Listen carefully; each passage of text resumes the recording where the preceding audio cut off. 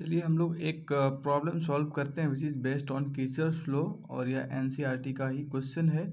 हम समझते हैं कि हम इस क्वेश्चन को कैसे सॉल्व कर पाते हैं, क्या हमारा कॉन्सेप्ट और क्या लॉजिक होता है जिससे हम इसे सॉल्व कर पाएंगे। देखिए क्या है, हम यहाँ सबसे पहले दो सेल देख पा रहे हैं, एक 10 वोल्ट का यहाँ पर है और एक 5 वोल्ट का यहाँ पर है। आप जानते हैं जहाँ पर पोटेंशियल सेल लगा हुआ है वह पोटेंशियल डिफरेंस सेट करता है और जिसकी वजह से करंट का फ्लो होता है, इसकी वजह से भी करंट का फ्लो होगा। तो आप इस सेल पर मानिए कि सपोज इस सेल ने एक करंट जनरेट किया जिसका वैल्यू आप मान लीजिए I1। देखिए तरीका, ये जो करंट है ये आपको खुद से सेट करना पड़ेगा, ये डायग्राम आपको गिवन रहेगा। और वो तरीका क्या है, तो आप देखिए ये भी करंट दे सकता है, ये भी दे सकता है।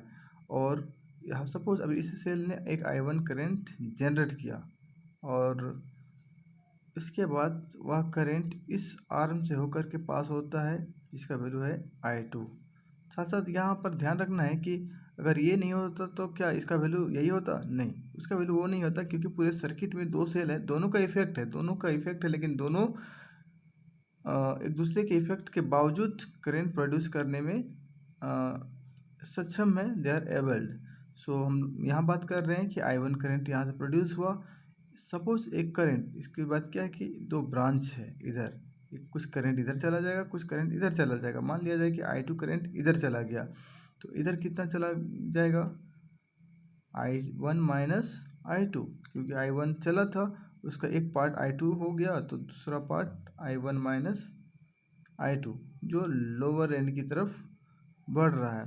उसके बाद हम देख पाएंगे कि देखिए हमने बताया था कि इसका भी एक करंट बनेगा अपना इंडिविजुअल, जैसे I1 बना, तो इसे आप कह सकते हैं सपोज दिस इज, हमने I1 I2 लिखा है तो आप कहिए इसको I3, दिस इज I3। अब क्या होगा, यहाँ से I2 जा रहा है जो B पहुँचा, इधर से I3 आ रहा है फिर पहुँचा ये भी B, ये इधर नहीं जाएगा, वो इधर भी नहीं आएगा, ये किधर जाएगा?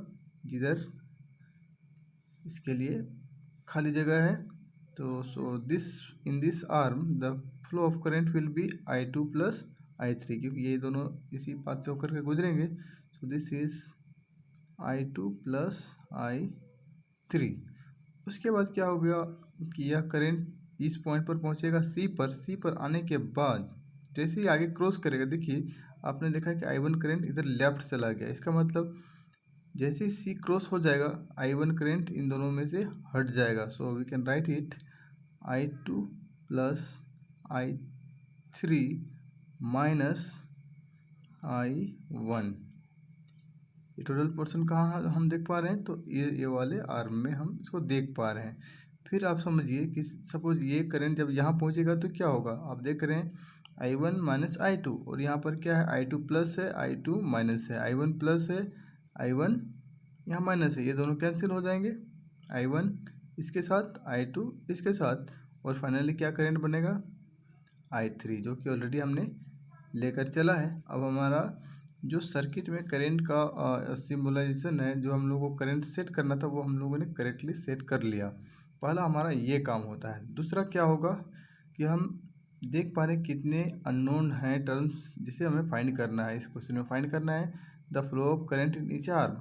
तब क्या करेंगे, आपको I2 फाइंड करना होगा, I1 फाइंड करना होगा और I3 फाइंड करना होगा। उसके अलावा बाद आपको जहाँ पर पूछा जाएगा उसके अकॉर्डिंग आप इसके वैल्यू को आप बता सकते हैं ना। ओके, सो चलिए हम लोग I1 I2 I3 फाइंड करना चाहते हैं और हमने जैसा कि पिछले वीडियो में बताया था कि जितने अननोन होंगे उतने इक्वेशंस हमें बनाने पड़ते हैं, फिर हम उसे सिंपली सॉल्व करते हैं और उसका आंसर फाइंड करते हैं। तो देखिए हम लोग आसानी से, एक लूप ये दिख रहा है, एक लूप ये दिख रहा है, एक लूप ये दिख रहा है, हम लोग आसानी से 3 इक्वेशन बना सकते हैं और यूजिंग लूप रूल का हेल्प लेंगे हम लोग।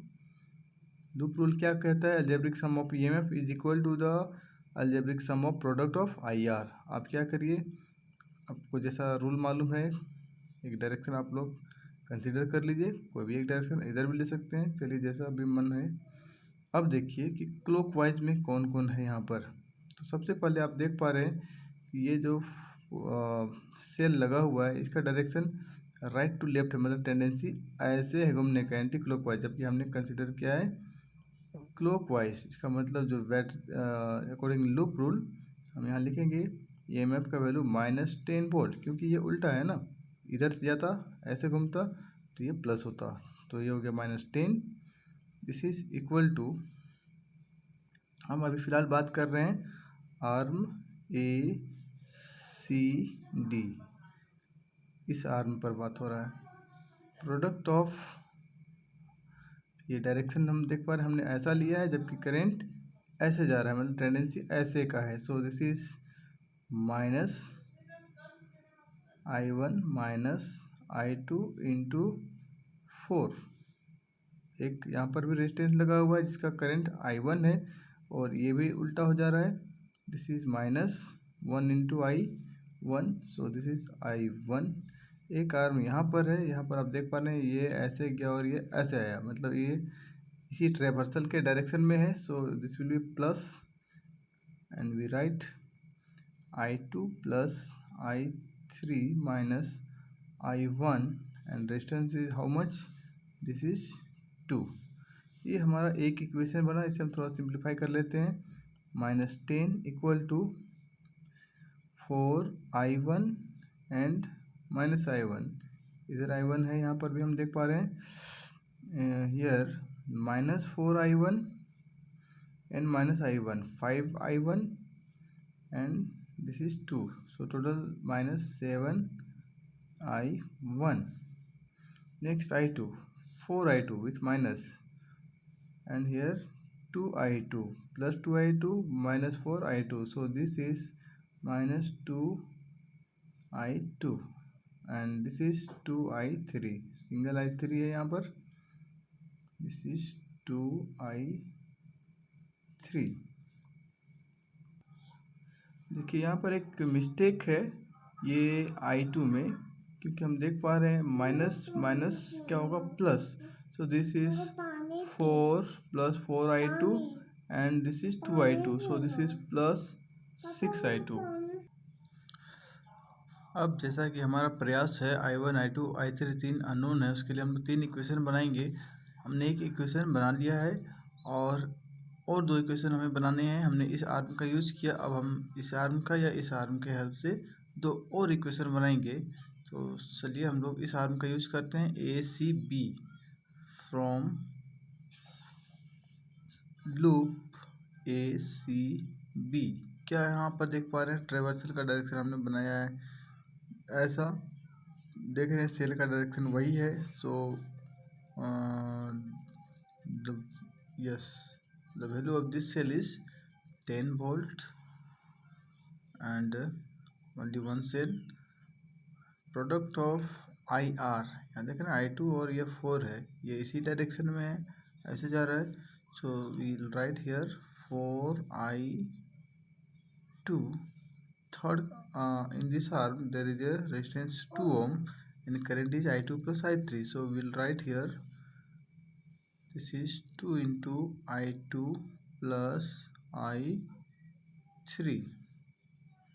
yes, now simplify it, this is 10, 4I2 plus 2I2, this is how much, 6I2, then 2I3, we got here second equation। now we will try to find third equation। for the third equation, from loop BCDEB, BCDEB, DEB, यहाँ पर आप देख पा रहे हैं इसका जो traversal है इस तरह से है, जबकि ये सेल जस्ट उसके उल्टा ऐसे जा रहा है। सो राइट हियर -5, सिंगल सेल है। Product of this resistance 2, direction उल्टा हो रहा है, ये ऐसे जा रहा है जबकि करंट नीचे आ रहा है। So this is -2 into I2 plus I3। Third one is, ये भी आपका उल्टा ही है, और यहाँ पर क्या करंट है, तो करंट है I2 plus I3 minus I1, इसे आप लिखेंगे -2 into I2 plus I3 minus I1 और only 2 resistance. So After this we'll simplify it. I2 minus 2i2 and minus 2i2 minus 4i2 minus 2i3 and minus 2i3 minus 4i3. Last one minus minus plus 2i1. This is the third equation. By solving these 1, 2 and 3 equation, we can easily find the value of I1, I2 and okay. There is a mistake here. We forgot to write here 4i2 for this resistance, I1 plus I2 into 2 for this, and we forgot to write this IR. So here I is equal to I1, current I1 है और resistance का value क्या है 1 ohm. So we should write 1 into I1 और इस equation में हमें एक और करंट मिलेगा that is I1. This is equation 2. Now by solving, अब आप इसको सॉल्व कर सकते हैं.